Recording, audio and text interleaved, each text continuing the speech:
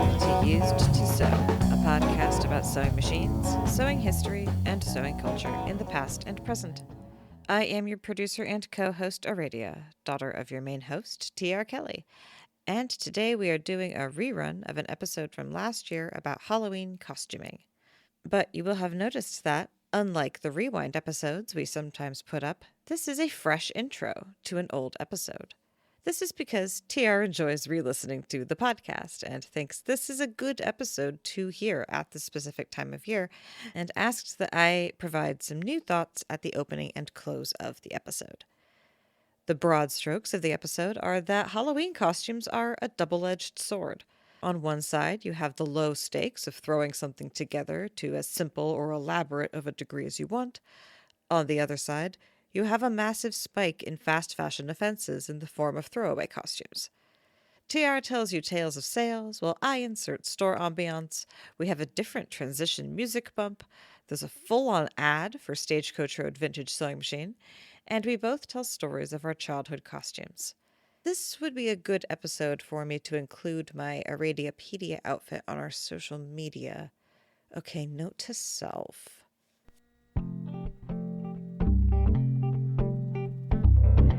It's October. The sun is golden, the air is blue, kids are back in school, and the countdown to Halloween.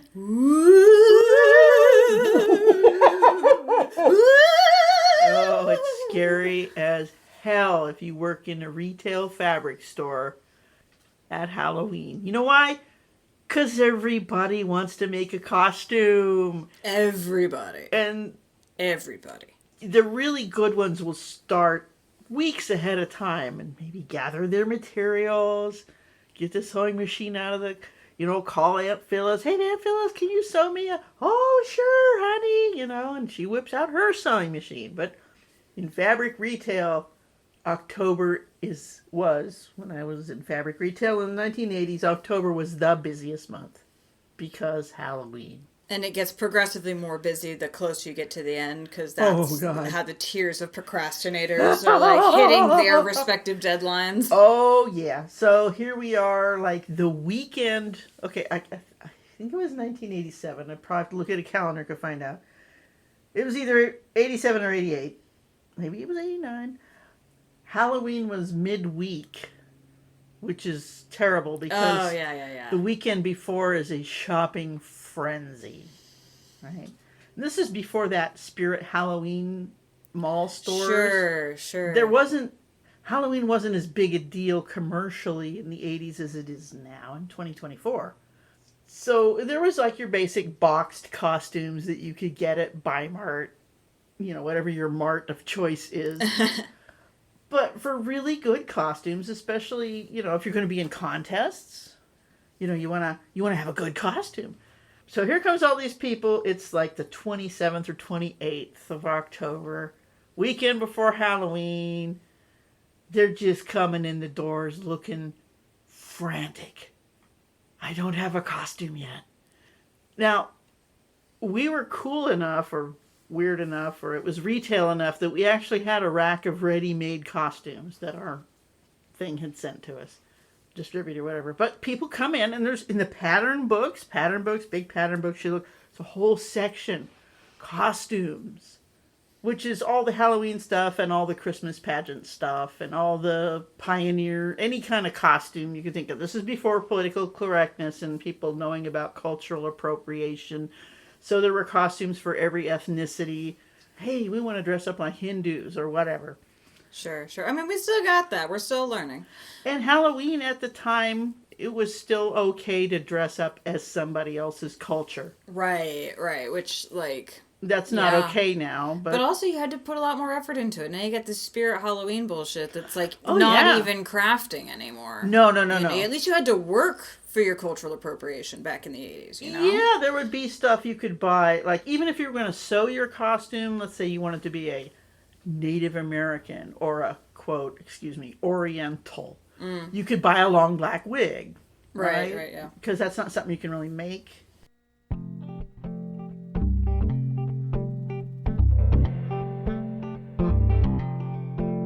Okay, so here comes Mrs. Customer with her 3 very cranky, bored, sugar overloaded children running into the store. And I'm the first department in the store. I'm the sewing machine department. Do you rent sewing machines? Oh, this is before maker spaces were a thing. Because you can rent sewing machines in a maker space. Yeah. Some of them. Some of them. You can, and you usually have to complete a skill thing before they'll let you on the machine. Sure.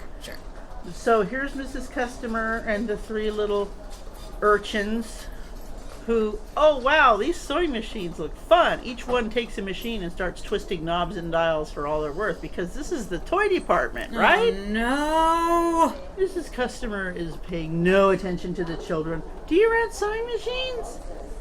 No, ma'am, we don't, but it looks like your little son there might want to buy that one, the way he's operating it.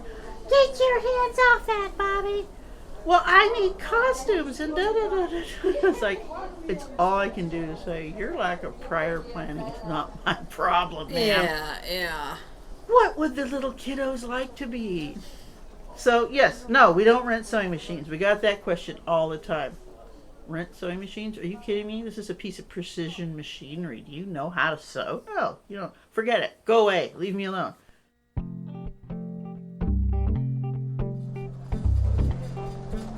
Customer number 2.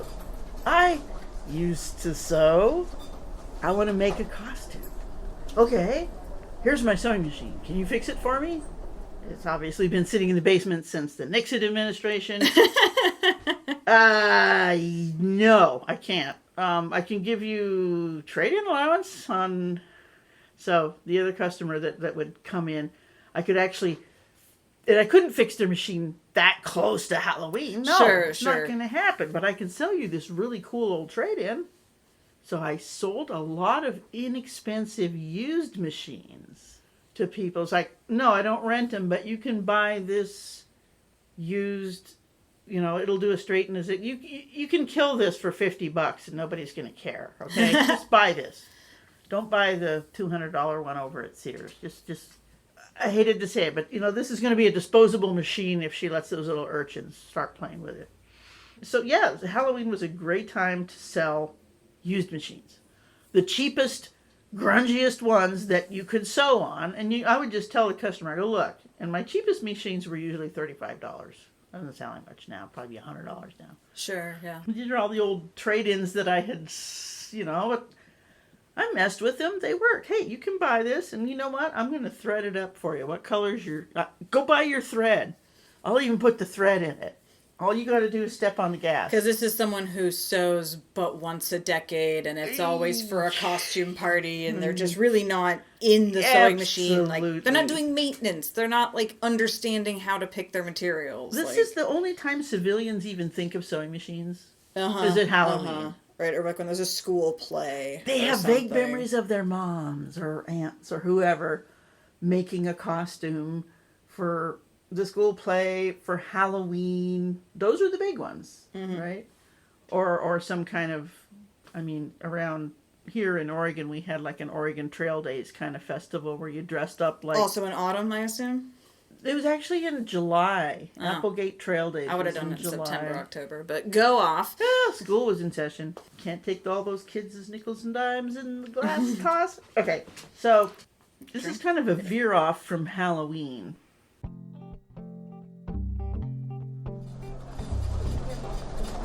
Because this is number 3 customer comes in. She knows what she's doing. She's sewing costumes for the other customers' kids. Basically, she is my neighbor when I was a little kid because my mom hated sewing. She was terrible at it. She tried to make me a mouse costume for the night before Christmas and all through the house. I was the mouse, so I had to wear this little gray mouse costume. Well, she cut up my dad's gray flannel jogging suit or fleece or sweatshirts or whatever. She forgot seam allowance. So basically I'm packed into this little tubular... the mouse can barely squeak out onto the stage here. So the next year for the pageant, let's get Mrs. Haynes to do it. Okay, Mrs. Haynes had a unusual for the time. She had an entire sewing room. Wow. Mrs. Haynes wound up making me at least 3 Christmas costumes and 2 Applegate Trail Days costumes. Wow. But that kind of customer, when they come into the store, they'd go over to the fabric section, and you'd be gathering on. Then she'd come over to the sewing machine section. She'd go, I need some leather needles. Oh, what gauge? Oh, size 18. Oh, what are you sewing? It's like, yeah, all right. What are you making? Oh, I'm going to be making this whole Robin Hood outfit with leather boots and this and that. Oh, how are you going to do this? Oh, da, da, da. Have you ever had a serger? Mm-hmm. Oh, a great time to sell a new machine, right? Because back to the sales training I received from the Singer Sewing Machine Company, every repair is a sale. Every encounter with a customer is a sale. If there's no customers in your department, go out in the fabric section and find one. Oh, Halloween, this is easy. I'm out wandering, because really people aren't buying sewing machines. They're there for costumes. So I really wouldn't have a whole lot to do once I told them we don't rent them. I sold all my old ones, and here's your needles. Now there's no customers. The store is bustling, but my department, nobody. All right.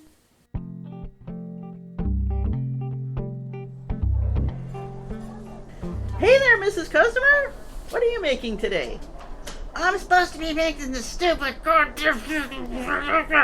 You waited till the last minute and then you told me you need. Okay. Yeah, weekend before Halloween. Okay.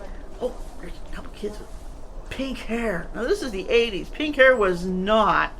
It was like, oh my God. Hi, what are you guys making?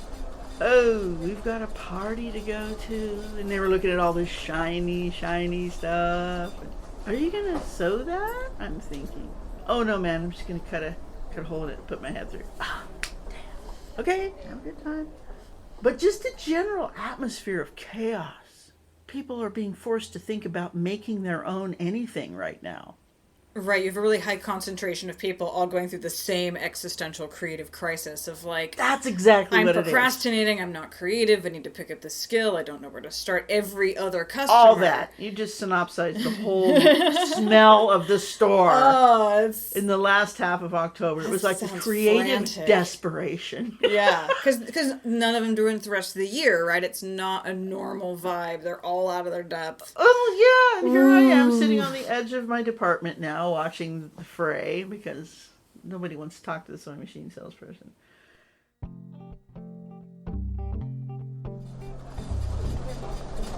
And this lone person comes in. I'm right next to the craft department. So once in a while, what are they buying over there? Blah, meow, etc. Excuse me? Yeah? Is there any costumes I can make that don't need sewing? Well, my mom used to put a white sheet over my head and cut 2 holes in it. Do you have scissors? I mean, you know. You could be a ghost. That was always the fallback. Yeah. If your mom didn't sew, she'd go find the oldest sheet, cut some holes in it. Okay, now you're a ghost. Okay, now we know the kind of, that's not an okay costume anymore because racism, because KKK, because all kinds of things. But that was, and the other politically incorrect costume you can make without sewing is you can be a bum. Sure. Because lack of access to dental care is always funny, isn't it? Yeah. Not having the right clothes, and that one is still, you go in the fabric store and you can buy, I'm not kidding you can buy hillbilly teeth. I feel like that's not a fabric store item, but that's just me. Well, fabric stores now have become so overrun with crafts. That's the freaking problem. You gotta wade through the crafts to get back to the fabric department. The sewing machine department was twice as big as the crafts department, which were both dwarfed by the fabric department. Nowadays, you walk into a store, there's no sewing machines. Maybe there's a few on a box, but nobody can show you how to use them or anything. Half, maybe a third fabric, and the rest is all that, excuse me, made in China, glue it together yourself sort of crafts. Yeah, for sure. And so that person that would come over and ask me, is there anything I can make without sewing? You have a hot glue gun? Right, yeah. You know, so crafts really, because people were losing their sewing skills. What can I make with a glue gun? Not what can I make with a sewing machine? Right, right. So you're seeing the diminishment of skills. And I'm going to sound super old-fashioned and trad here, but when home economics was taken out of school curriculum, where is a kid going to use a sewing machine? Now, later on, it wasn't, I think it was my brother was the first class where it wasn't called home ec and wood shop. It was called career explorations. This is 1978 in Washington State. He got to make a cool barbecue apron on a sewing machine. Yeah. I got to use a sewing machine, but I was not in public school. No. So not really a fair comparison. But your school still believed in teaching you guys knitting and cooking. Radio went to Waldorf school, in case you're wondering. They teach you actual, things you need to know to survive. In addition to a lot of weird stuff about gnomes. We learned how to write in cursive. Oh. You didn't learn how to drive stick shift, though. They were not really... Well, I did leave in 8th grade because there wasn't true. a high school in the town I was growing up in, so... Your dad and I put sewing machines in that school. Oh, yeah, it was you guys. Yes, you we got did. a chunk of money and put it into having a Yep. whole fleet of sewing machines, which was still the fleet when Yeah. I got to the grade where we actually used them. The first time they had sewing machines, it was a collection of ones I put together. No two were alike. And then Gordon got a bunch of money and we bought 25 matching machines or something. And that was what they had when I Yeah. was there. They were a little bit on the worn side because it had Yeah. been several years by Yeah. the time I got to that class. But it wasn't just that we bought the machines, people. I'm going to say this. We bought the dealer because a sewing machine is a sewing machine is a sewing machine. If you can't fix it yourself, even if you can, if you're going to buy a modern sewing machine, you need to buy the dealership. You need to buy the relationship there. Don't go to Walmart and pay $200 for a sewing machine by, quote, Singer or whoever, and then take it to a real Singer dealer and expect them to work on it and honor your warranty. It doesn't work like that. If you want to buy a sewing machine and you're seriously into it, don't buy it from any mart. Don't buy one in a box. Don't buy one that's under $500. Don't buy a sewing machine from somebody who isn't a sewing machine dealer, whether it be new or vintage. Don't buy a sewing machine at a fabric store or a department store. Definitely buy one at a thrift store. Especially if it's two-tone and covered with chrome. Or from our sponsor, Stagecoach Road Vintage Sewing Machine. That's right. Let's have a word from our sponsor. This episode of Used to Sew is brought to you by Stagecoach Road Vintage Sewing Machine, the unofficial sponsor of this podcast. Stagecoach Road Vintage Sewing Machine is a very small rural business run by our friend Mike Kramer. Whether you inherited an old sewing machine that needs refurbishing and repair, Or are looking to buy a high-quality older machine, Stagecoach Road Vintage Sewing Machine is here for you. if you don't have a machine of your own yet, He has many fine machines in his shop just waiting for restoration. they used to sew, and you did too. Visit Stagecoach Road Sewing Machine at stagecoachroadsewing.com. To see the variety of vintage beasts and beauties that could be yours today. Stay threaded. So, to return to the topic of costume. Right. Halloween. This is also, maybe a place where people can engage in slow fashion versus fast fashion. I mean, it is challenging to craft your own costumes, but it Exactly. is possible. Let's get back to the costumes and the people in the fabric store, which they didn't have to be in there. Costume materials are available at any thrift store, in your own closet. What is it that you want to be?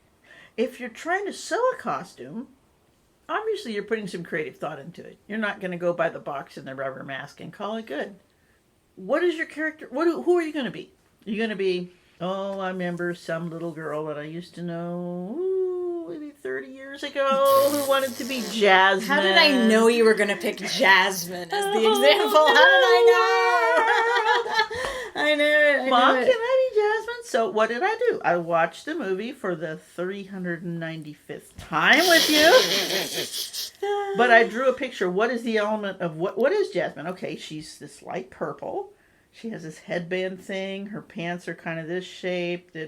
So what's the costume? Okay, now what do I need to make it? Well, I need this fabric and that fabric. Where can I find that? Okay, I actually went to the fabric store for that one. Because I worked at the fabric store, so yeah, of course. But I would have went and looked for a pink satin bed sheet. Sure. all the pieces in that costume could have been easily thrifted. I go to the fabric or to the thrift store now, and I often buy clothes that there's no way they're going to fit me, and the people look at me, it's like, I go, I cut all this stuff up for fabric. I don't care what size it is. But, okay, what's your, look at the picture. The shapes, the colors. The shapes, the colors, and just start sewing. I mean, especially if you're buying this stuff used, you don't have a whole lot of money invested in it. It's a freaking costume, for Pete's sake. Just hack and sew. Use the hot glue gun. That's the fun thing about costumes, is that it really doesn't matter, like, how good it is, unless you're in some sort of, like, very competitive, like, group. But, like, anything that's outside of what you would normally wear is exciting. So, yeah, literally hot glue gunned nonsense and secondhand rhinestones. Oh, completely. Weird shiny fabric that you found somewhere. Completely. Don't think you're trying to live up to the standards of the boxed costume, because it's not very hard. No. Plus, maybe you'll end up learning a skill on something where there's no effort. Because sometimes it's easier to learn a skill when there's no stakes. Yes. And it's just for, like, a dimly lit alcohol-soaked Halloween party. Like, Absolutely. so it's fine. But then you're like, oh, maybe I could actually repair my, like, jeans that I, like, actually wear in real life. Some of the first things I wanted to sew were costume items when I was 10, 11, 12, and I didn't have a sewing machine. But it was the same thing. It's like, what defines the character? Is it an accessory? Is it a hat? Is it a belt? Is it a certain kind of shirt? What's going to make people go, oh, that's Jasmine? Well, the little headband with the doohickey in the middle. That's very important. The headband is important. important. And the poofy pants and the little shirt, right? Mm-hmm. It's like, okay, that's Jasmine. We know who that is. Yeah, like if you wanted to say parody Donald Trump, that's super easy. You would get a big navy blue suit, a white shirt, a long red tie, and a yellowish wig, and people are going to know, because that character is very easily defined. The shapes and colors. Shapes and colors. So whatever your character is, if you made it up out of your head, or if it's a character, look at the shapes and colors, then go thrifting.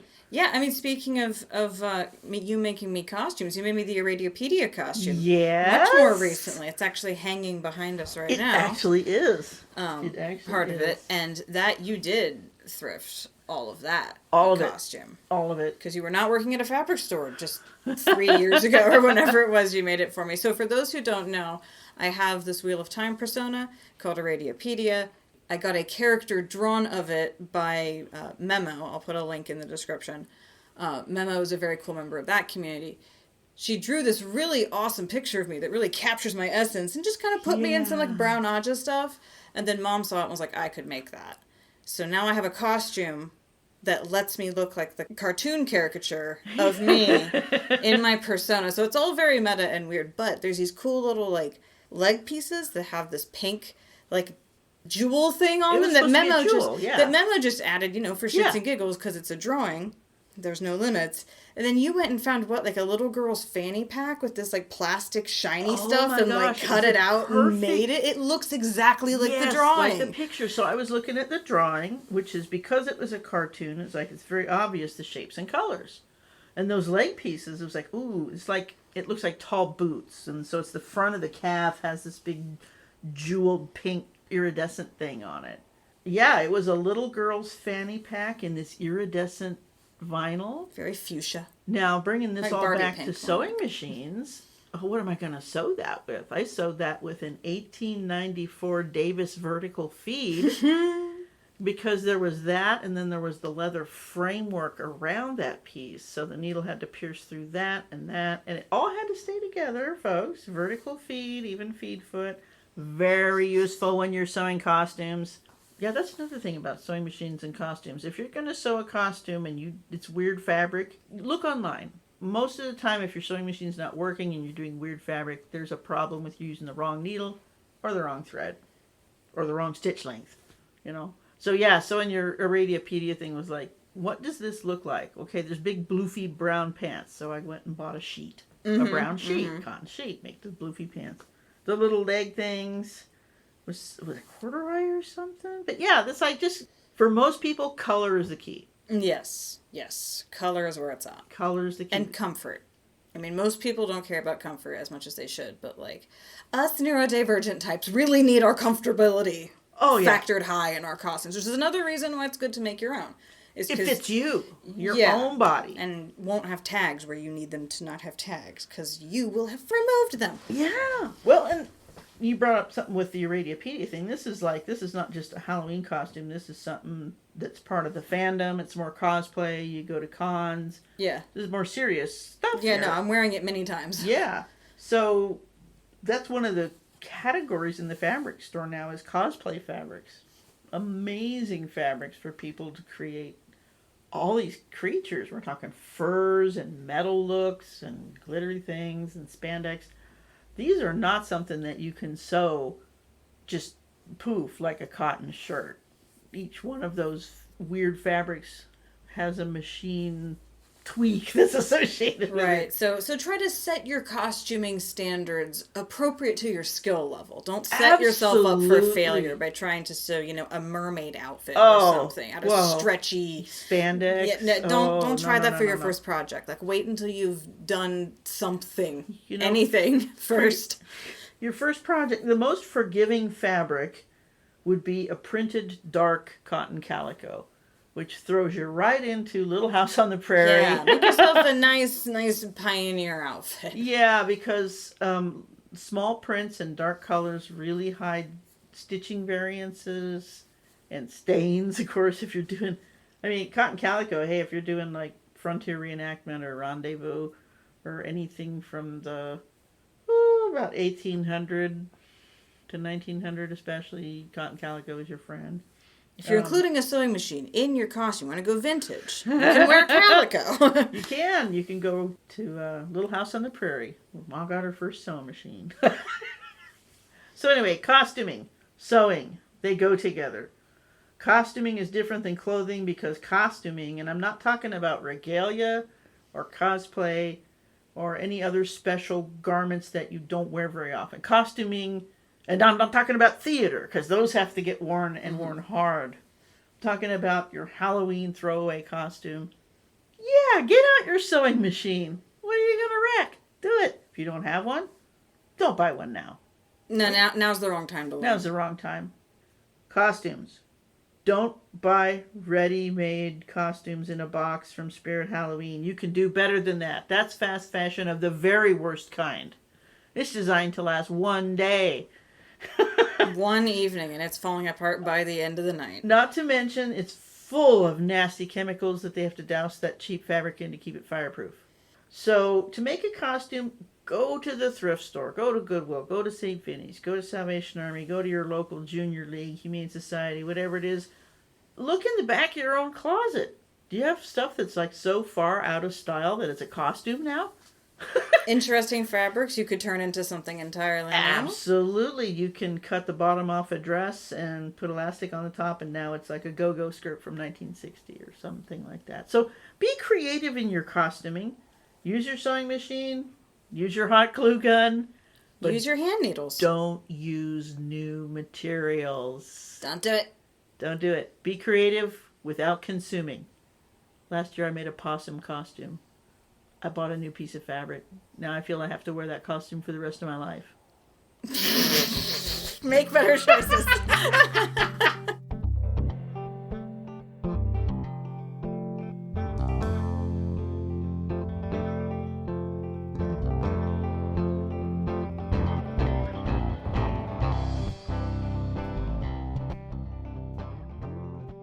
And there you have it, a throwback to our Halloween costuming episode from October of last year, talking about how to exercise your creativity without expanding your fast fashion footprint. We visited the retail environment of the 1980s Halloween rush, our personal costumes, and suggested ideas for no-sew costumes. You got to hear an older episode structure from back before I was in my current groove of podcast production, because this episode was actually only our 6th one to ever be released on the podcast. It is surprising to realize that our little info dump show has now crossed many of the milestones needed to be considered successful compared to the vast swaths of podcasts out there. We really do thank you so much for giving us the attention and support we need to keep putting in the work to make this little podcast better over time. And you even got to hear a full-on ad for Stagecoach Road Vintage Sewing Machine. You know the drill.